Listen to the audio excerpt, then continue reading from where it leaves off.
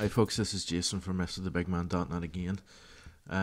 This time we're going to take a look at Jigsaw 2, which is a track that's coming up in my next record called the Germs, which will be available in January of 2012.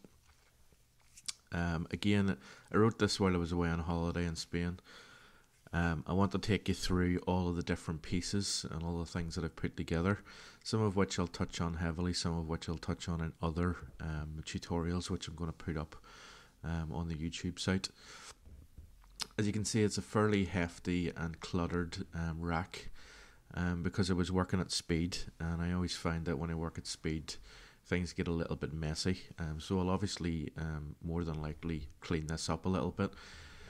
But this is all about routing and the way that things are routed in Reason, and what I've got set up essentially for each part. So we'll go through each bit by bit. You'll see at the very top I've got a master mix which is running into the mastering suite.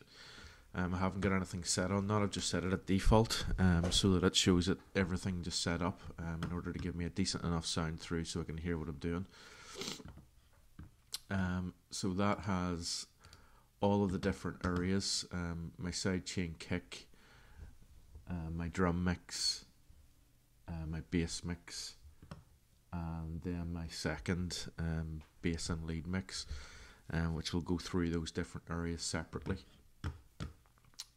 I've also set up a few compressors as well, because I wanted to compress the sound going into the mixer itself in certain parts, and again all of the different parts are routed through those compressors, and then those compressors are routed directly to the mixer itself. So I'll show you that just in regards to the first one, the drum compressor. So I'll flip to the back of the rack, and you can see here that the audio output from here is then linked into here, and those are both linked directly together. So how I did each of the constituent parts: first of all, I set up a sidechain source, which is a kick drum. I'm not going to go into this in any detail because I'm going to do another tutorial on how to do this in Reason Live and Logic, which will be separate, but will give you an idea. But essentially it's two Spider audio splitters, and it's this redrum, and the redrum itself has a kick at the start of each beat. And then that is routed into the splitters.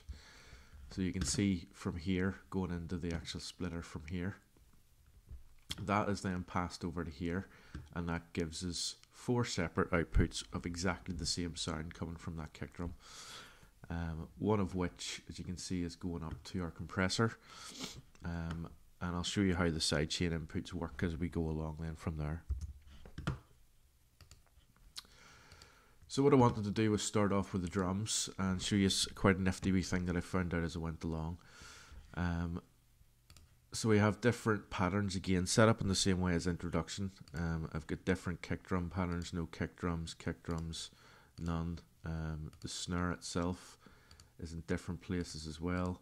There's different variations on that. Now the reason why I set it up on patterns again was because I was doing the live thing where I was mixing and matching between. But what I also found was that I could actually take each of these patterns and put them separately onto the arrange page itself. So I'll show you that now. So you'll see here the 3 patterns that I ended up going with are here and are used within this sequence, and helped me to arrange the track out a little bit in order to see exactly what I wanted to do. Now how I did that was you just select the actual main drums track itself, and if I right click and select, where is it? Yeah, copy pattern to track, it gives me that pattern on that pad and sets me up here. And as you can see, this is that full pattern from the very start to the very end. Now obviously what I did with that was just cut it down into blocks, and made it smaller and made it bigger, and then used that piece and arranged it out. So I did with all 3 of these pattern tracks, and then I renamed them. So you'll see here's the kick, you'll see here is the hi-hats and the clap itself, And all I did to rename those again, control click, let's see, where is it?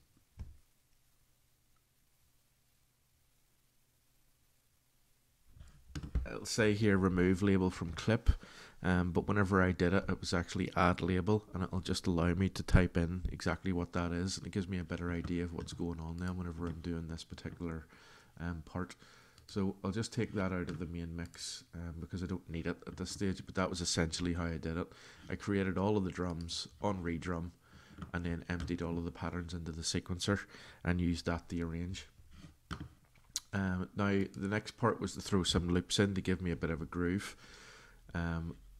What I'll do is I'll just mute those tracks now, or solo those tracks, and you can hear them.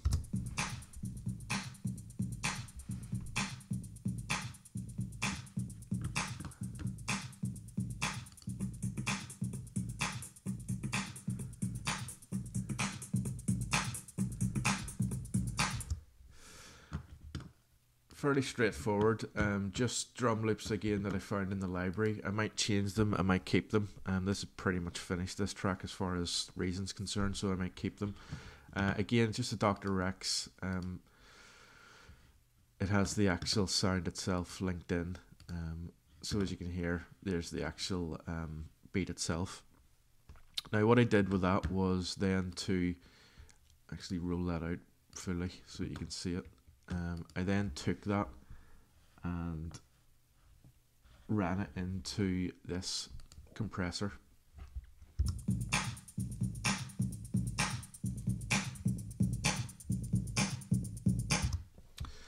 Now essentially how that works is if I flip over to the rack, it's coming in to the compressor here. The output is of the compressor is then going up to the mixer channel, which is the drum mixer channel, which is here.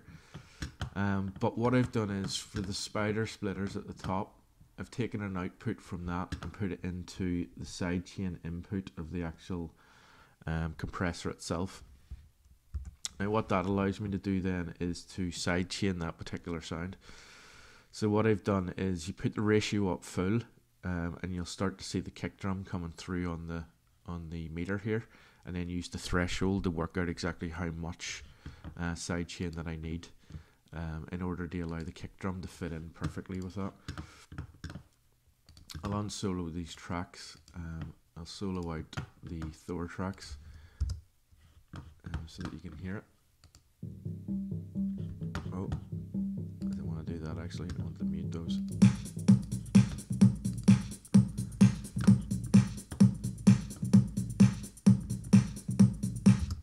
So you can hear how those loops are now fitting in, and the kick drum is sitting higher above in the mix. So that gives me an opportunity then to make sure that that doesn't interfere with the overall sound. I didn't do any specific equalization on these, so I've got 3 loops essentially that are running into the mixer, and you'll see them here. These loops here are the 3. And you can see all of that playing the whole way right through then from there. So what I did with that was, again, same thing, copy pattern to track. I don't know if I can get it there or not. But essentially that was what that was. Copied the pattern down into the sequencer, and then moved it along and put it into the places. Now what I did with this was change it slightly in that I took a part of the overall out. So if I just double click on that, and I'll just come across to it now. As you can see, I've taken the claps out of this particular part. And that was in order to just give me a straight kick drum going the whole way through that section. So that was very much set up to work in that way. Take it out of edit mode now. So that gives me all the loops then, and those loops were arranged then to fit in with the overall track itself. And so the last part then was to create the sequence patches. Now I did this in exactly the same way as I did an introduction. But this time, rather than playing it live, I wanted to sequence it live on the sequencer itself rather than using any touch controls. And how I did that was by automation. And you can see here, there's no MIDI note data whatsoever for both of these tracks, only automation data. And I set up different parts of the Thors to link into the first rotary control, the second one, the button, and then I have a master level because I want to be able to control that as the filter cutoff comes up. So I'll show you how I did that in Thor. So we have the Thor patch set up here. What I'm going to do is unmute those.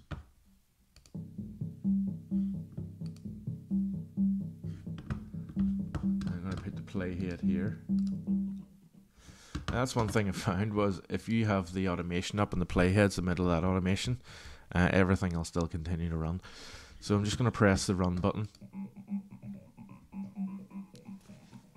You can't really hear that because it's not particularly massive, so I'll up the frequency.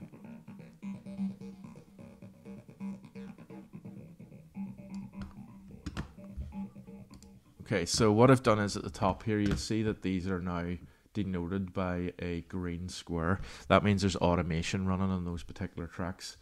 But you'll see that the first is set to the filter cutoff, and the second one is set to the formant open, so that's the formant filter down here. Again, it's exactly set up in the same way. We're just using a square wave this time, running through essentially the same thing as we did with an introduction. But we have a lot more automation going on then from here.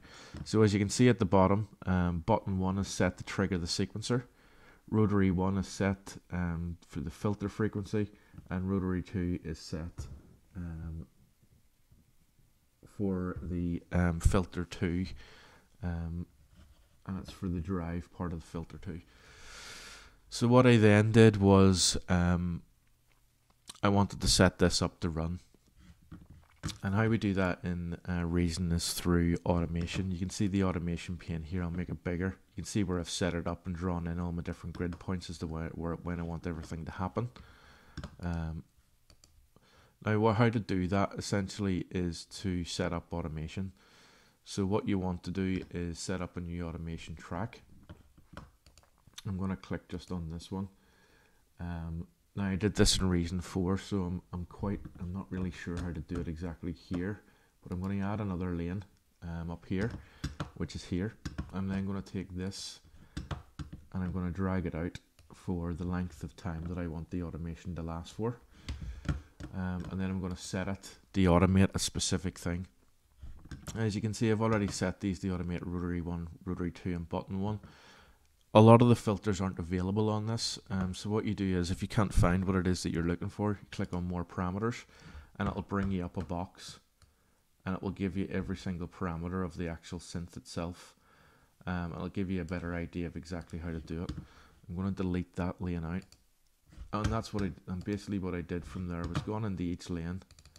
In this case, rotary 1, which I know then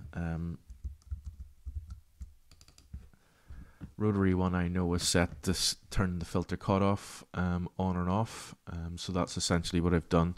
You'll see it here, filter cutoff is going up and it's staying on for this extended period, and then it's dropping back down for the build up, coming back up to build it right up again and head into the drop then from there. So the next part then is to look at the rest. So rotary 2 is for the formant filter. Button 1 is to turn the sequencer on. So I've set the sequencer to turn on at a specific time.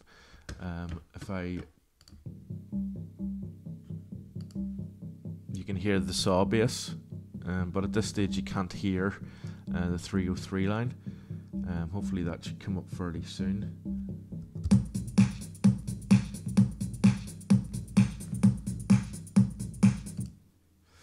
I'm just going to turn that off and solo that track.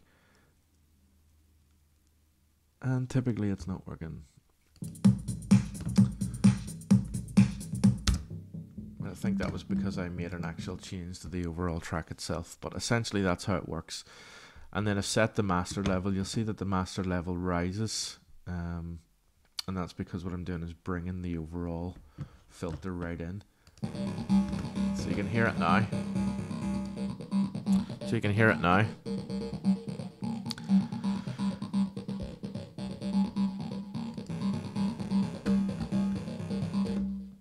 Okay, so essentially that's what I did, and it runs the whole way right through the track itself. Now, the last part, which is the saw bass, is done in exactly the same way. It's set up in exactly the same way as the other Thor. It's giving me the sound that I want. Again, it's sequenced. The sequencer is set to trigger this, and as you can see, the frequency then is being altered by the automation, and we can see that at the bottom here. So button 1 essentially is turning on the sequencer, and the filter 1 frequency is being brought up and down in line with the rest of the track so that we can get a really big build up and a really big drop at the end. Now, this is routed differently because what I found was that these were all mono sounds, and as much as I love mono sounds, I'm a really big fan of mono synths. I want this to be wide in the mix, so I want to be able to hear it on both sides, on left and right. So what I did was I routed each Thor through a compressor. You can see the saw for the saw bass, the 303, and then what I also did with the 303 is ran it through an equalizer in order to be able to cut off the bass. Now the reason I did that again is to allow the kick drum to come through, because I didn't necessarily want to sidechain this sound, although I can pretty much guarantee by the ratio I actually have. But that's just to make sure that A, it doesn't get in the way of the kick drum, and it's not getting in the way of this saw bass either, because the saw bass itself is quite hefty on the bass part of it, so we don't want that to clash essentially.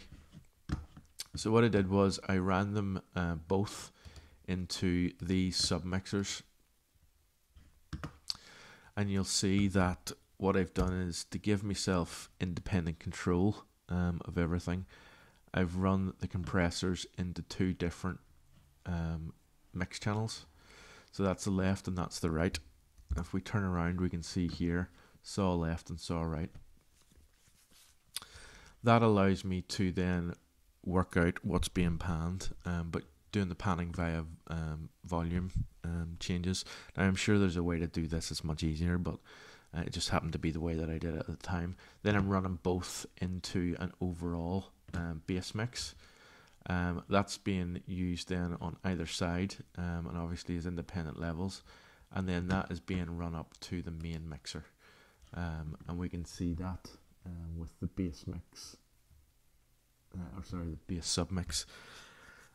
So all of these tracks now are running through Reason's mixer. What I will do at this stage, as this is the first part of the writing process, I've gotten the main sounds down. One thing that I will be doing is, you'll note that the Thors are set for specific patterns, in that this is set to go forward. And what we can do is we can change the way that the step sequencer works, so we can go backwards and forwards, we can go forwards all the time. If I turn the frequency right up in this so you can hear it. If I change this,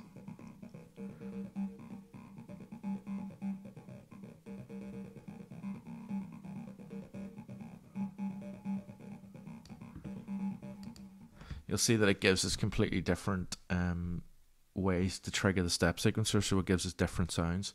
So what I'll do with this next is I will run all of this out into Ableton Live in its own set of tracks. I'm not happy with the clap, I can tell you that now, so I'm probably going to change that in live with a clap that I already have in a different project or in my sample folder. And then I will run all of these lines out separately using each of these different settings on the Thor step sequencer. That will give me 5 for each of the saw bass sound and the oscillator sound, or the kind of the acid sound, and then I'll be able to mix and match between them in order to be able to change up the tune as I see fit and how it works. It'll be using exactly the same automation parameters, which means I can change any part of that track that I want to, just via cutting and pasting, and then that'll give me a arrangement that I will end up being happy with. And I'll show you that in the next Jigsaw 2 video tutorial. Then from there we'll dump all of the separate files into Logic and do a final mixdown, and that'll be part 3 of the overall, and that'll give you an idea of how I put this particular track together from start to finish. Thanks very much.